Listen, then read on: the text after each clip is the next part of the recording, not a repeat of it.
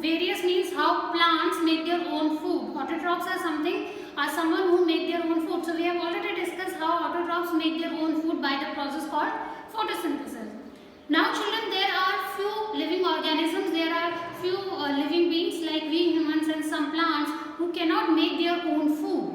Alright, so they depend on autotrophs or they depend on other animals or plants for their nutrition. So in today's class children, we are going to discuss about what are the various heterotrophic mode of nutrition. What are the various types of heterotrophs? So let us see them all together here. So heterotrophs are further divided into many categories, in 5 categories. Okay, 3 is written here. So first is saprophytic, the another one is parasitic, holozoic, insectivorous plants and symbiosis. So there are these broad categories of heterotrophs. Heterotrophs, we are going to discuss them one by one. Let us take parasitic nutrition first. Now children, as you will see here a picture, I hope it is very clear to you. I tried my best to make it clear to you all. So as you can see here on the screen, you will see this yellow wire like thing. Okay, there is this tree and after that tree, on that tree actually, there is this yellow wiry kind of structure which is twirling all around the branches, trunk and stem of this tree. So do you think that why this structure is over that tree? Have you seen that? I am sure that you must have seen this bale type of thing sometimes in your garden or somewhere. So this yellow kind of structure that you are seeing out here is a cuscuta plant or dodder and amar bale, what we call it in Hindi. So this amar bale lacks in chlorophyll pigment, so it cannot make its own food by photosynthesis. Since it cannot make its own food, so then how it is surviving? From where it is deriving its nutrition?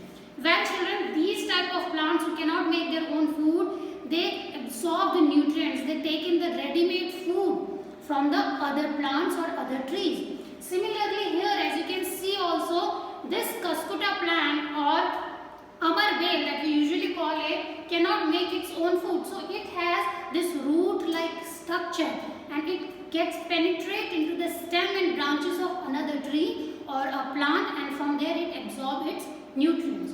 So for example, if suppose this cuscuta plant is deriving its nutrition from a banyan tree, so then banyan tree will be called as a host plant. Alright, so if any plant is taking its food, it is taking a ready-made food from another tree or another plant, then that plant will be called as host plant. And since this cuscuta plant or this amar bale is depriving that host plants from its valuable nutrients, it is not allowing that tree to take in its own nutrients. Okay, so this plant or this amar bale will be called as parasite. Alright, so this type of nutrition which is taken in by the amar bale, by any parasite, is what we call parasitic nutrition. Now in the next slide we will discuss and we will define what are parasitic nutrition. So those plants which live on the other living body, alright, they are known as parasites and their mode of nutrition is called parasitic mode of nutrition. For example children, in our body also there are so many parasites.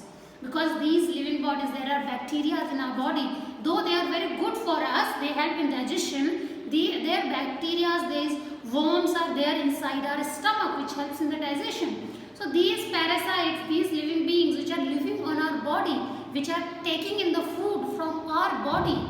Alright, so these are called parasites. Alright, so now can you say children that these mosquitoes which suck blood from our body are also parasites? These leeches and bug bites, bed bites, those who take food from other living beings, they are known as parasites. So yes children, you will see in the next slide also that mosquitoes, leeches, they are also called as parasites. So children, I hope parasitic mode of nutrition is clear to you by now, and now we are going to discuss about the another mode of nutrition, that is insectivorous plants. So there are few children, have you heard about plants eating insects? Have you heard about it? So well children, there are few plants who are not parasitic. those plants, they don't have roots, they are made in a different way. So they can't be parasitic, they can't take ready-made food from other plants. So these plants take the insects for the nutrition. Because we know children, each and every living being need nutrition for the survival.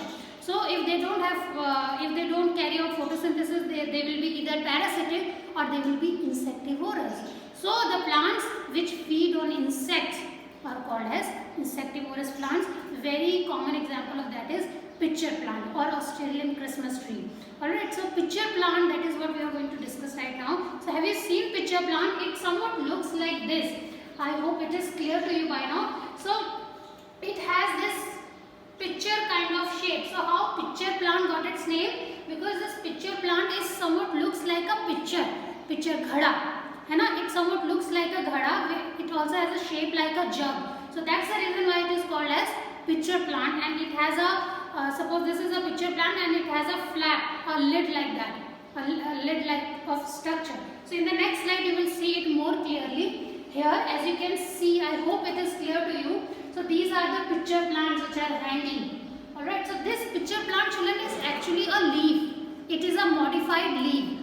Alright, so it is not a root or a stem, it is a leaf which is being modified. So how it works is, it has this structure, as I already told you, it has this structure and with a lid over it. So at the apex of this mouth, they have roots like a structure. Alright, they have roots on the structure and they have a smell which attracts the other insects.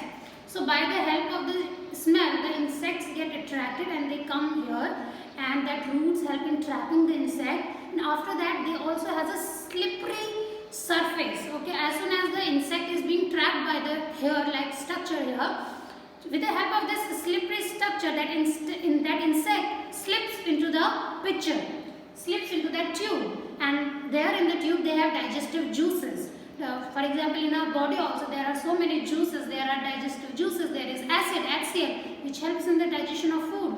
Similarly, here also they have digestive juices which help in the digestion of that insect and giving out the energy to the pitcher plant.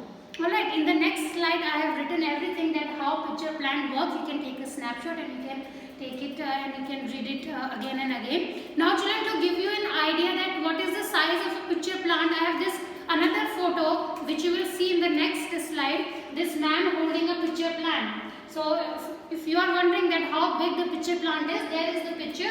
So it is somewhat like this shape, this much size, or maybe smaller than this. So this man is holding this pitcher plant. So this is it. So I hope today's video was very exciting for you all.